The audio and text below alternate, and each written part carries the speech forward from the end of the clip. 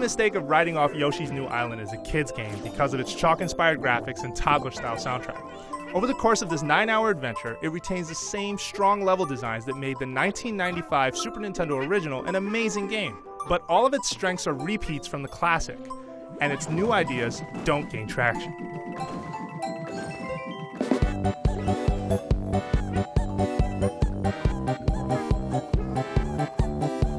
Yoshi's New Island is propped up by the classic platforming formula that makes this series special.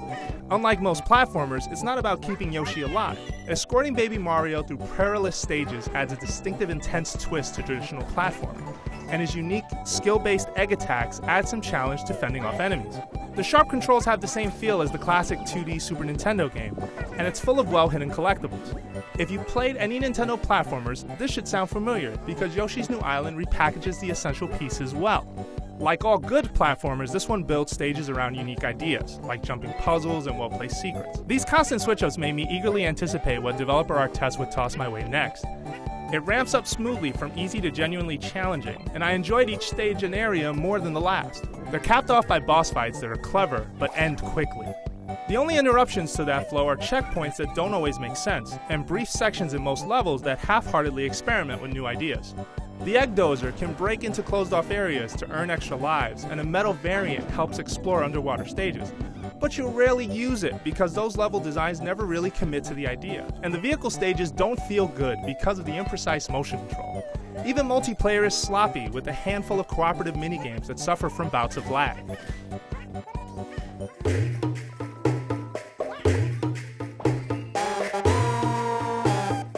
At times, the storybook effect looks good and conveys the idea of walking through a child's coloring book. It's especially good in the last 3 worlds. But other times the art style clashes, like when it takes a colorful foreground and tosses up a Japanese sumei painting against the background, and lava-themed levels toss in this lighting effect that looks like a radioactive glow.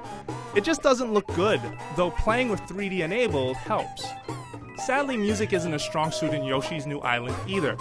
The sound design comes from a combination of items found in a young child's playroom, like squeaky toys mixed with xylophones, flutes, kazoos, and other contraptions. Even celebrations like this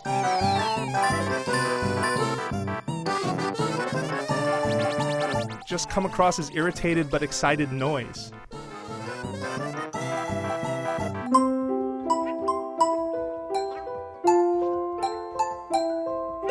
Yoshi's New Island's inconsistent art and tacked-on new ideas are all layered on top of the same strong platforming and level design that made the original great.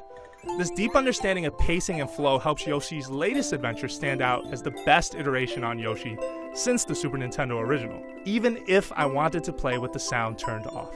For more on Yoshi's New Island, stick with IGN. Here's some of Yoshi at his best.